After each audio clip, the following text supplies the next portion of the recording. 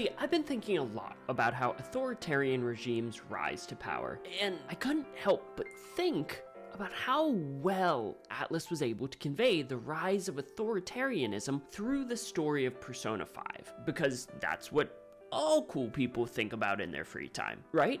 So as I was considering this, I began watching TED Talks, and more specifically, I watched a TED Talk from Ian Bassin, who's the co-founder and executive director of the organization Protect Democracy. And his talk was all about how to spot authoritarianism. And in this talk, he mentioned something he calls the Authoritarian playbook. And so today, really, all I want to do is use this 7-step playbook to give some additional context as to how dangerous Masayoshi Shido's plot to overthrow the government and install himself as the leader of the nation really was, and how, in our real world, if there was a world leader who even partially shared these ideals, they should be equally reviled, and maybe we'd be able to spot them better. And so I'm just going to go through each of these steps one by one to fully outline the driving force behind Shido's campaign and how it stunningly aligns with Bassin's points. Now, the first step that he points out is that an authoritarian regime will begin to politicize independent institutions like civil services, law enforcement, or the military.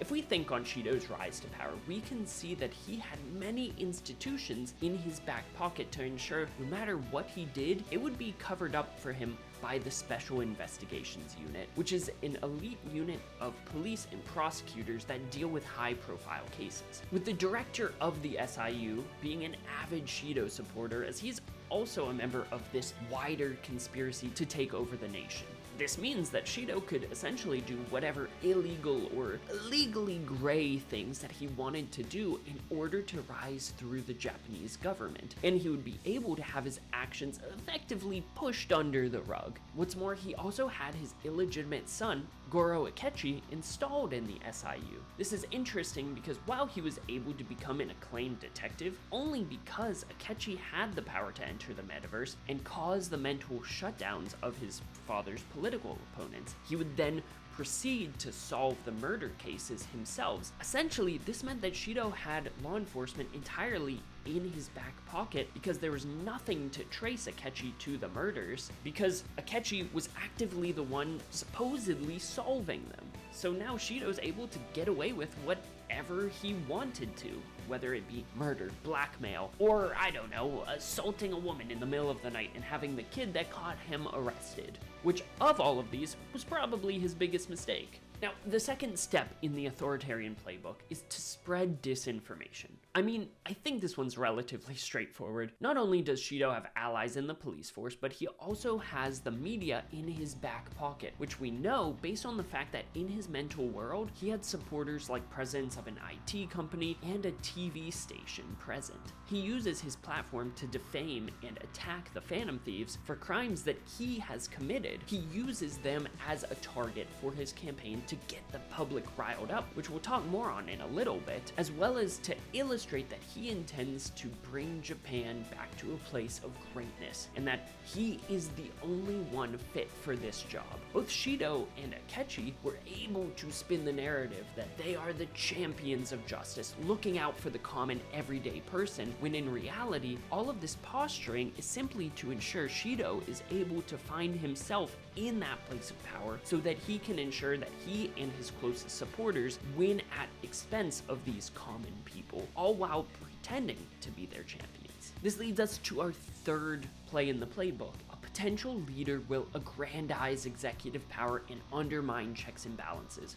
This one's interesting because while Shido doesn't inherently make it to the role of prime minister, I think his intentions are pretty clear regarding what he plans to do once he does reach this position, when his cognitive self says things like, "Only myself and the ones who revere me are needed," which also ties heavily in with step 4 of the playbook, which is quashing dissent. Now, if you've played the game, then you'll know that for Shido, quashing dissent is less of a step in the playbook for him, and more, that's his favorite play. Quashing dissent for him is like Lionel Messi doing a body feint. It's his signature move and works pretty well for him, pretty consistently, whether it be through a Yakuza cleaner who he has on payroll, his cognitive hitman Akechi, or the SIU. One way or another, if Shido has a problem, he will work to make it disappear through any means necessary for him, and those means often tend to be murder, which is why we don't typically see a whole lot of opposition in any way, shape, or form throughout the entirety of the game.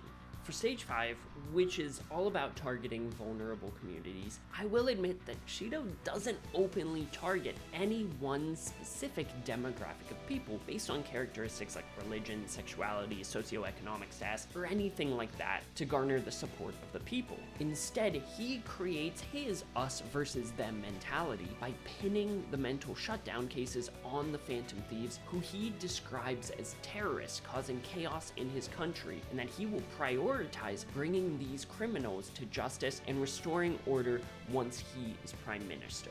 This is interesting because so many people in positions of power, or who are shooting for positions of power like this, tend to pin the things that they are doing on others. I'm not a criminal, they are. I'm not breaking the law, they are. So that they can fully shift any scrutiny on them onto someone else, which in this case is the Phantom Thieves. It should also be noted that he formed his own political movement in the United Future Party while he was running for prime minister. And while he preaches and portrays himself as that champion of the common man, based on the fact that the only individuals in his mental world that are on this lavish, ultra-nationalist boat sailing through the ruins of Japan perfectly illustrates that under his control, he only intends to care for the individuals who will ultimately bring value to him, and everyone else can drown for all he cares. But because he is able to create a distinct us versus them mentality with the Phantom Thieves and the old government in the crosshairs, he is able to impassion the public and ultimately earn their support because he illustrates a change from the norm. But he doesn't do this alone by any stretch of the imagination, because unbeknownst to the Phantom Thieves, all of the individuals whose palaces they were plundering, barring Kamoshida and Futaba, and arguably Sae, were essentially players in Shido's plan to become prime minister, with his campaign literally being funded in part by the forgeries that Madarame was consistently selling, or Kanashiro's drug money that he had obtained by entrapping, extorting, and blackmailing students. Which leads us to talking about step 6, which is the corruption of elections. And you'll probably notice all of these plays have built upon one another to get to the point where he doesn't even really need to try that hard to corrupt the election, because every other step has led to it happening naturally. Through his media connections, he's able to always get favorable press through brazenly manufactured disinformation, whether this be by himself or the media or both. He's able to easily quash any dissent that comes his way without it being connected to him, effectively eliminating any threats or opposition to his campaign. Ultimately, he's a man who would do anything to obtain the power that he believes he was chosen to obtain, and while diving into the psychology of a leader like that would be another video entirely, suffice to say, it makes him a terrifying obstacle to overcome, especially when it's so clear that he has such a large population of people supporting him that are disgruntled with the status quo, and see Shido as a charismatic visionary who may actually be able to make a change. It's wild to think that he was able to make it as far as he did too, because let's be honest, while he certainly has his fair share of conviction, Shido's kind of an arrogant idiot. The man is literally a criminal, and if he didn't have the police in his back pocket the night that Joker had run into him on the street as he was harassing that poor woman, it would have been all over for him. Shido is someone who is so short-sighted and egotistical that he was only able to get as far as he did because he's A, cutthroat and pretty good at identifying threats to eliminate, B,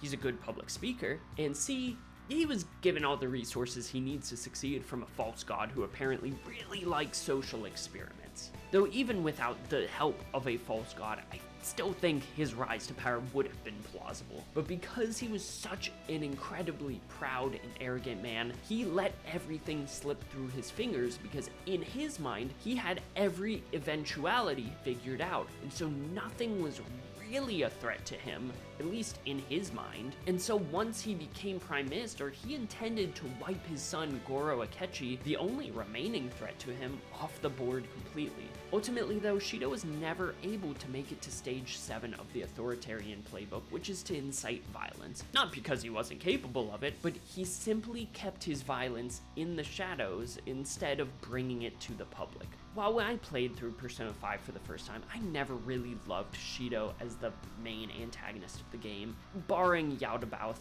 himself. As I think on it now, I believe he does do a good job at illustrating just how easy it is for the masses to be swayed by someone like Shido. Despite all of the money, all of the resources, and all of the ill-founded confidence he had though, he lost to teens who alone may not have been able to overcome him, but together they were able to change the world, which is one of the most powerful messages, in my opinion, that comes from the Persona franchise. It's this endorsement of the human spirit and the fact that while sometimes it might be easier to sit back and do nothing, sometimes if you really want to make a change, you need to fight for what is right and vocally oppose oppressors like Shido before they get into power and after, if it comes to that. And really, I think Ryuji sums it up pretty well here. We're not gonna sit back and watch some crook wreck this country just because of his goddamn ego! Ain't that right, leader? Hey, we can see his face! Yes. Before that happens, we will take this country. Thank you so much for watching this video. If you made it this far, let me know by saying, I don't know, criminals can't rule in the comment section down below. And if you would want to see more content kind of like this, please make sure to share this video with someone that you think might enjoy it. And like and subscribe while you're down there, because this is very different from anything I've ever done, and I want to see if it landed. Either way, I hope you have a fantastic rest of your day, a fantastic rest of your week, and even a fantastic rest of your month, and I will see you in the next video. Later.